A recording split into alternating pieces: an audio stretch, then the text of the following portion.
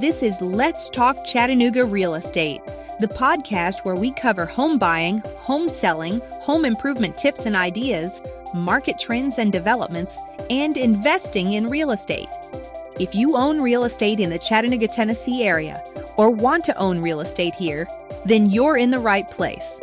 Let's Talk Chattanooga Real Estate is hosted by Blake Watson, a real estate agent and investor in Tennessee and Georgia. Welcome to Let's Talk Chattanooga Real Estate. I'm Blake Watson, your host, and I'm a licensed realtor in Tennessee and Georgia, brokered by Epique Realty. And today, we're talking about modular homes and how they're different from mobile homes, tiny homes, stick-built homes even. These are really the wave of the future in many ways. It's really cool, the things we're going to learn today. So my guest is Amelia Dicks, the Director of Business Development with Wind River Built. Thanks so much for having me. I'm glad to have you today. What is Wind River Built? Tell us the story about your company. Yeah, so our company has been around for about 10 years now. We're actually having our 10-year anniversary next month in October, which is crazy. But it started when our owner and founder, Travis Pike, built his own tiny home on wheels, and it was 192 square feet. It was so small, and he lived in that for 4 years with his wife, and the goal was to get financially free from that. But he built it in his dad's front yard, and a lot of people drove by and thought, oh, that's cool, I want one of those, and so started asking him, hey, man, will you build me one? And from there, he started taking these one-off fully custom tiny home builds, and it really picked up a lot of steam. It was a really small operation at first in a pole barn, literally building homes outside in the dirt. And then in 2018, they moved into a 9,000 square foot facility, still again with the tiny homes on wheels. And our inbox has always been filled with two questions from people who have become aware of Wind River over the years. We're really well known in the tiny home industry, and they always reach out and they say, we love what you're doing. Can you build it just a little bit bigger? And the second question is, can you build it not on a trailer? And the answer to both of those questions is to build modular homes. And so that is a completely different build category. And so now we've evolved from Wind River Tiny Homes to Wind River Built, and we offer both build categories. And really our bread and butter is going to be the modular homes. There's a terminology issue with different types of offsite construction that really needs cleared up a lot of the time. Modular homes, all people need to know is that it's offsite construction of residential building code homes. So it's the same on paper as your home and my home. It can be placed in a residential zoning district. Really, the term modular just refers to the building code. So there's different types of modular construction that you'll see. You'll see, kit homes, which are shipped on a flatbed and assembled on site. What we do is we build the home fully assembled in our facility and ship it about 95% finished. But you can go crazy. You can build entire commercial structures. You can build hospitals out of modular construction. Wow. Yeah. So it can be a standalone unit. It can be connecting. It can be stacked. But what we've known about the demand for small housing, that's really where we want to take what we know from the tiny home industry and apply it to modular housing and bring back the starter home and more right-sized homes that are going to help people launch today when it's really difficult to buy real estate, and it's going to help people downsize when that time comes. We really advocate for housing diversity and all of the benefits that brings to a community when you have different types of housing throughout a community. So if I'm driving through a neighborhood that might have a modular home, is it going to be evident to me when I look at it that it's different?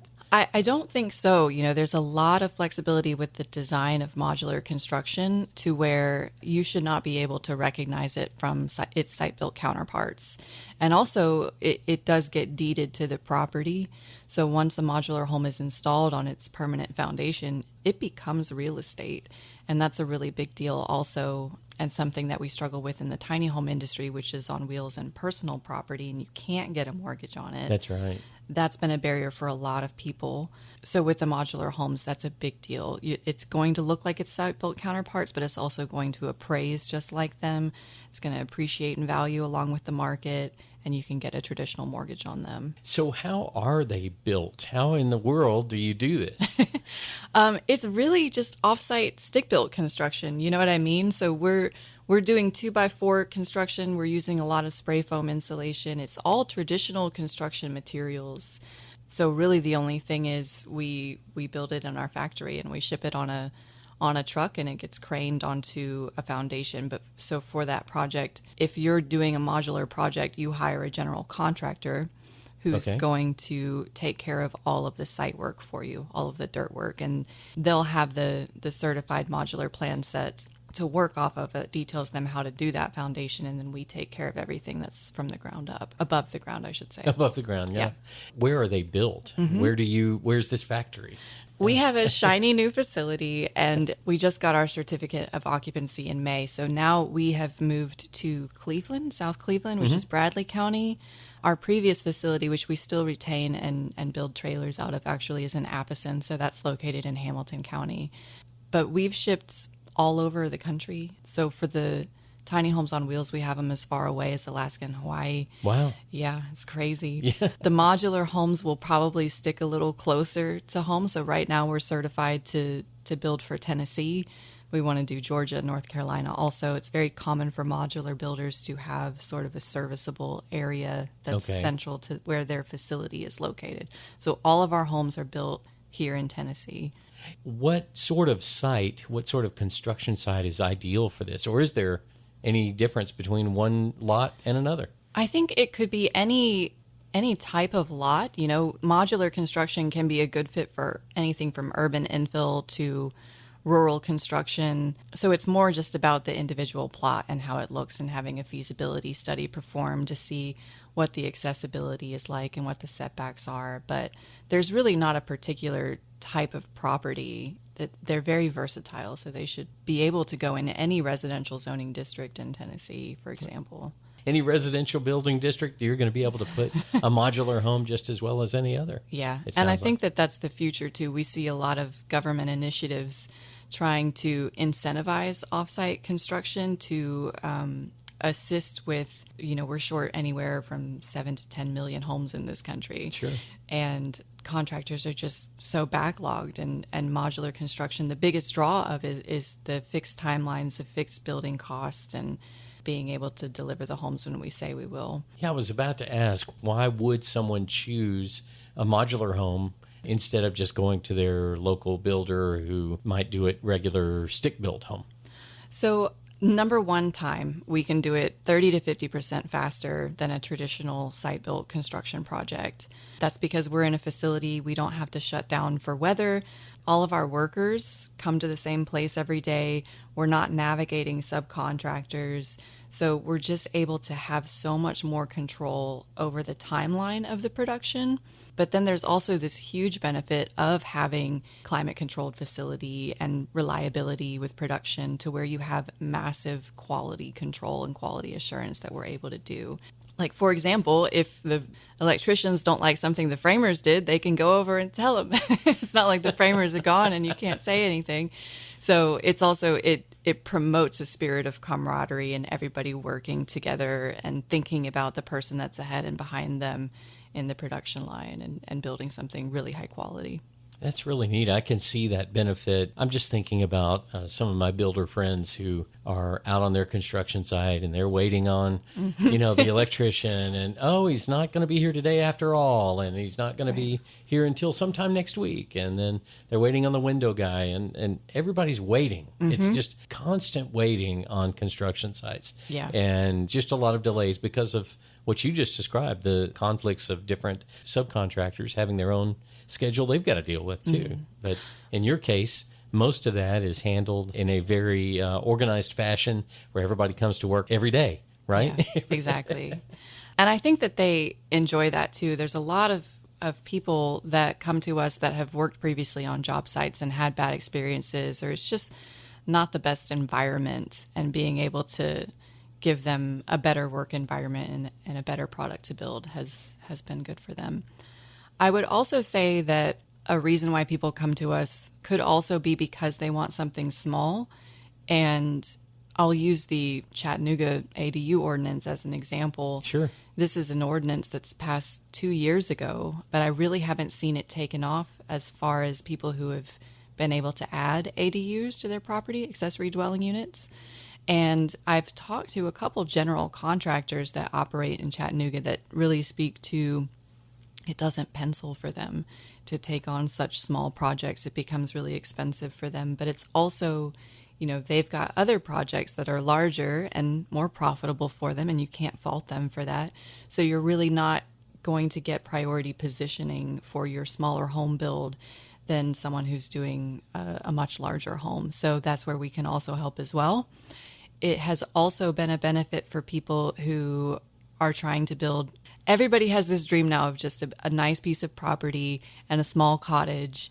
And the farther away you get from an urban area, the more difficult it is to navigate your subcontractors and to get them to travel out there. You have to absorb those travel costs for them. And so it's also site accessibility. If you're far away and you can't find someone who operates in that area, we can help. Or if you're doing, on the other side of things, urban infill, there's a massive benefit to going to get your project approval and saying, hey, we're doing modular construction, which means we're going to cut this construction period down significantly and reduce the amount of disturbance that it's going to give to local traffic and the neighbors and all of that. And so really thinking about how that affects the people who live nearby when a construction project is dragging on. And you want people to like you as a developer. So we can help there. You mentioned ADUs. And just for our listeners, I'm going to ask you to describe that a little bit more and how that might work in Chattanooga. This is something everyone who's working in real estate should have a really good grasp on. So an ADU is an accessory dwelling unit. So an ADU is an accessory dwelling that's placed on an existing single family lot. And this has been sort of the low-hanging fruit for municipalities to increase density in a thoughtful way that makes sense and provide more housing as quick as possible. So right now in Chattanooga, you are allowed by right as an owner of a single family property to put an ADU in your backyard. And I can't remember if that's up to 700 or 800 square feet. I think it's 700. Okay. Yeah. And so that just allows you to increase your property value for one, but also if you have a child who's growing up and needs a place to launch, that could be a good stepping stone for them. It could also be a place for mom and dad to come when they're getting older and they can stay with you. A lot of people see it feasible for that too. But ADUs can also they can be site built, they can be modular. Currently, they cannot, at least in Chattanooga, be tiny homes on wheels. And that's another avenue that we really want to explore with our community, is being able to provide ADUs that perhaps other general contractors aren't going to take on. What are some of the areas that you've found success with these smaller homes? So we're uniquely positioned within the industry to provide high quality homes. So we're really focused on luxury and high end. But there are 4 different, we'll say, types of projects that we're looking to do. We have had success doing short-term rental resorts. Like we're working on one right now that's in East Tennessee. We're building 75 homes for a developer for a short-term rental property. A resort, though? A resort, So they're going to have 75 units like on Airbnb or something like that, right? That's the idea. Wow. So the second one is student housing. Right now we're also fulfilling a project for Southern Adventist University in Collegedale. Yeah. And we're building 26 modular standalone units for student housing for them. And the 2 others would be economic development, working with EDCs to do things like workforce housing. Okay. And then lastly, we really feel mission motivated to provide single family homes. All of us on the Wind River staff have these stories about how difficult it was becoming a homeowner, and now our inbox is filled with people who are struggling the same way. We've always been a mission-driven company, and we're beginning to have some really promising conversations with developers locally and elsewhere that want to do developments of single-family modular homes. And we define a starter home as 1,400 square feet or less. These are things we're not building anymore. In fact, back in the 50s and 60s, new construction starts with single-family homes were significantly that size. It was 40%. Don't quote me on that, but it was a lot. It was. It's evident when you just ride around town. Yeah, like my 800 square foot home is built in the 1950s. And if you live in a home that size in Chattanooga, chances are it was built around that same time. That's right. And the size of homes that we're building has been increasing all of that time for decades. And also during that time, you have this decrease in the average size of an American family.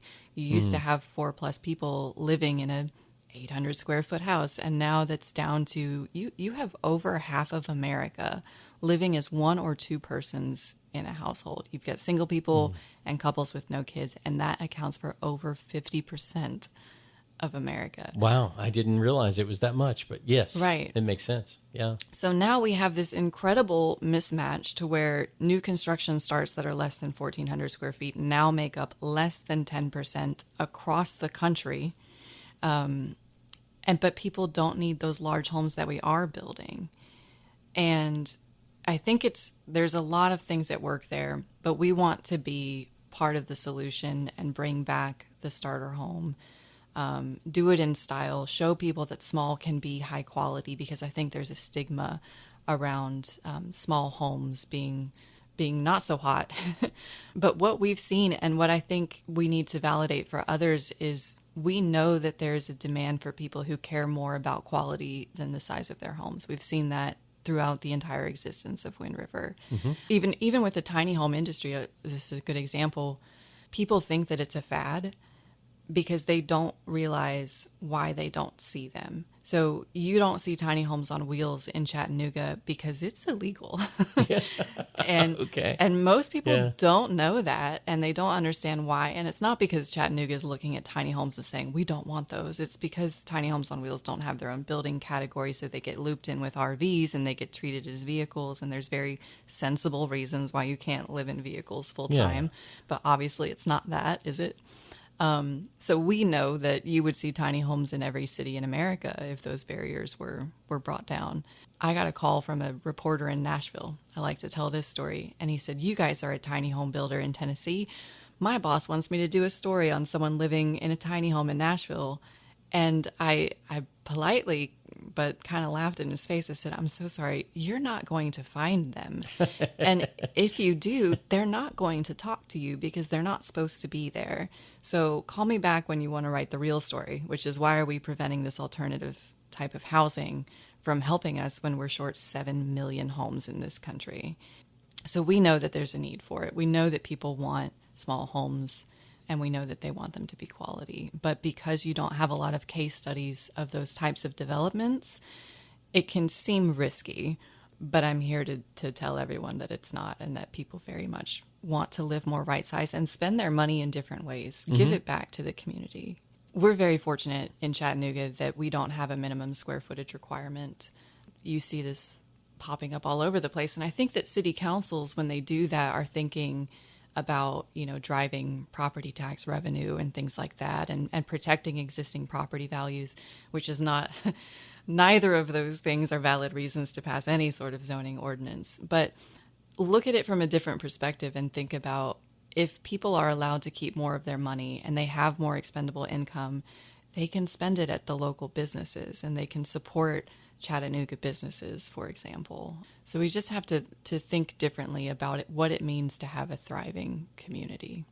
Interesting. Yes, that's an interesting way to look at it. And yes, I know that Chattanooga is really working as a community. I know we've just gotten new zoning codes that have been coming out, and people are starting to understand that there's more density available. Mm-hmm. Hopefully Wind River Built will be able to fit into that and helping us get more housing on smaller spaces. Yes. We are particularly interested in providing ADUs like we talked about, but also working with developers on single family developments of what you'll hear referred to as missing middle housing. Mm-hmm. Have you heard this term before? I've heard the term. Tell us about that. Yeah. So missing middle just refers to, if you think about the types of housing as ladders on a rung. You have single family homes on one side, and you have high-rise apartment complexes on the other. But there were all of these different types of housing that we used to build that we're not building anymore. When you have that diversity, people can really choose the type of housing that fits them best instead of everybody competing for the same type of house because that's all that we have, you know. So things like cottage clusters, duplexes and triplexes, quadplexes, multifamily, things like that. We're not doing a lot of that anymore. And when you don't have diversity, I think if anyone's been buying a house recently, you've experienced just how incredibly competitive it is. And that's driving prices I have plenty up. of clients that are facing that and competing. It'd be nice to have some more options.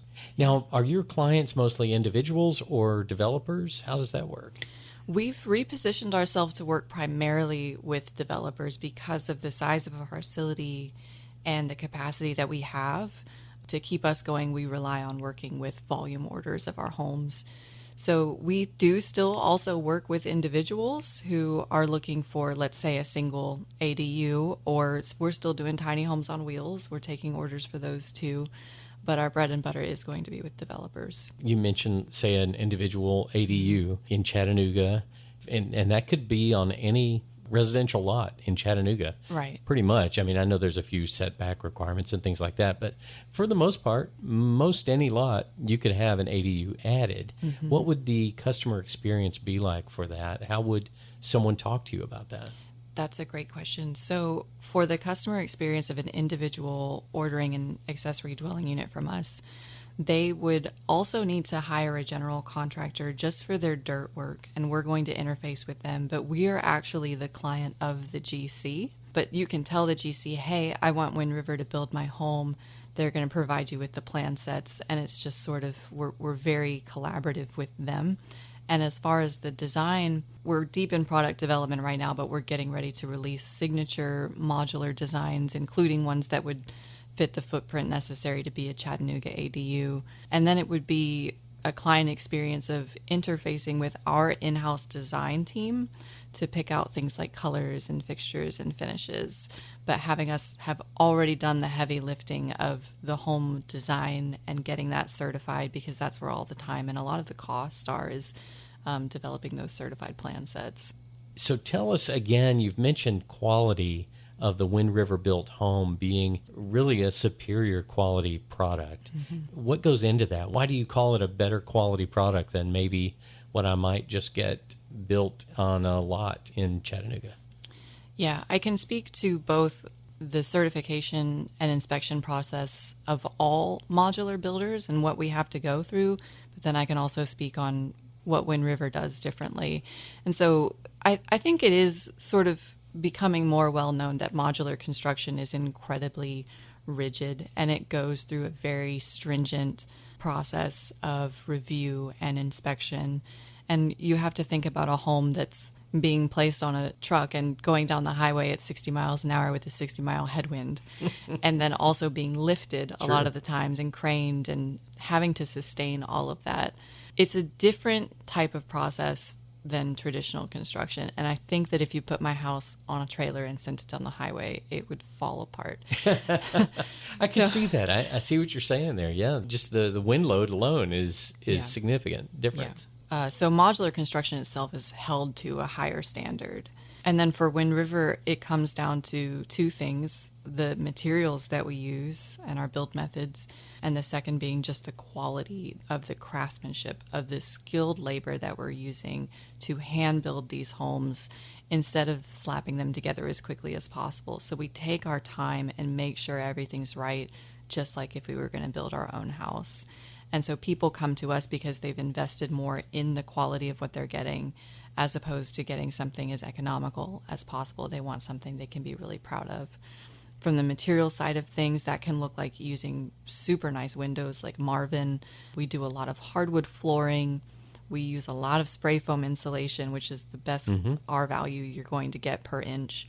We use zip system sheathing on all of our homes, which is that green stuff that you see on new homes being built. That's a vapor barrier. And it really just comes down to the control that we have, the quality assurance of our leads and managers being able to see all of the homes every day at every stage. Instead of supervisors coming out here and there, we've got eyes on it all the time. And when I first started working for Wind River and we were shipping homes, and in my role I was doing final walkthroughs before they hit the road, and I thought, man, this is so beautiful. And I would go talk to our VP of Quality Assurance, and he'd be like, well, there's this little thing here. And it took me so long. Wow. Yeah. You couldn't even see it, I'm right? like, you're going to have to teach me how to think like you, man. Because so sometimes we use the term over-engineered, and we also use the term a little unhinged obsession with the quality of what we do. For that, I'll also say that when people come and visit us and do tours for our prospective clients, seeing what we do in person, it really hits home, because it's not what you're expecting. It's far and above. Tours are the most powerful thing that we have when it comes to convincing people, because anyone can take a pretty picture, right? Yeah, yeah. We've all done visits to homes on the MLS that have these beautiful photos, right. And then you go and you step inside of it, and immediately you're, no. Yeah, this is not as photo. Yeah. Not like the photos. So there's a lot of people who can take very nice photos, but we back it up. Typically, before having someone out to the facility, we like to talk to them about what it is they're hoping to get from a visit, where they're at in the planning stages for their project, and just do a little bit of a back and forth to make sure that we build what's going to be right for them. And so right now it's by appointment only, but we're a small team and we're easy to reach. Sure. So we talk to people. I've had several real estate agents out just to educate them, because I feel like it's so important. If I can help them understand how to help their clients, everybody wins.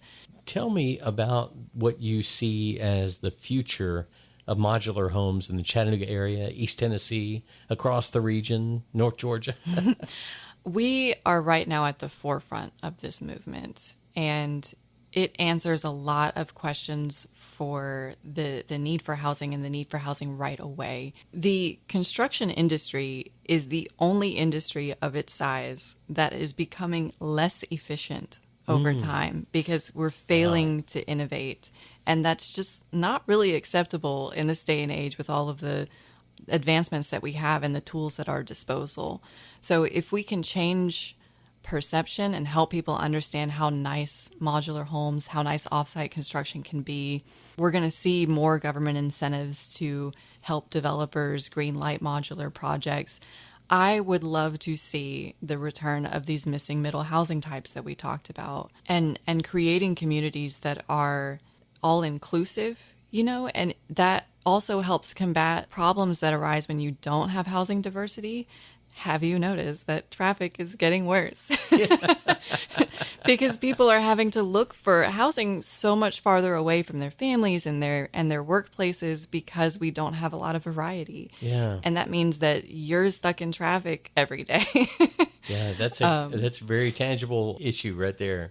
So in Chattanooga, we have the Parks and Outdoors plan, which is wanting everyone to be walking distance from a park. And I think that that's a great idea. It speaks to, you can't deny that people want walkable communities. They want to be reconnected. They don't want to be sitting in their cars all of the time. And so I think that that's where modular construction can help. If we can get projects done faster and take all of those costs associated with what would have been months and months more of project management and paying people, like you said, to just sit around on a job site. If we can make modular projects pencil, then we can do something really special and bring back missing middle. And when you also have those different types of housing and you fill back up that ladder of housing, the different rungs, then there's this other thing I want to talk about that's activating the moving chains. And what I mean by that is, for every market rate home that's built, someone can move up. And right now that jump is so large. I live in a small home, but the next step up for me is so far away that I'm going to sit in my 800 square foot home for a really long time. And that means that I'm occupying our existing affordable housing stock. Right. We need you to move on Yeah. so that somebody else can move into the 800 square foot home. That's the idea. Yeah. So if you build 1,200 and 1,500 and just have some more diversity, it activates those moving chains so that we can free up our existing affordable housing stock. It's not just about building more affordable housing. It's about building different types of housing. I love it. Bring back the starter home and bring back the missing middle. Yeah, but do it with modular construction. Well, I mean, you're bringing a solution. Yes. You're bringing a very good solution Yes. with modular construction. So that's exciting. How can someone get in touch with you?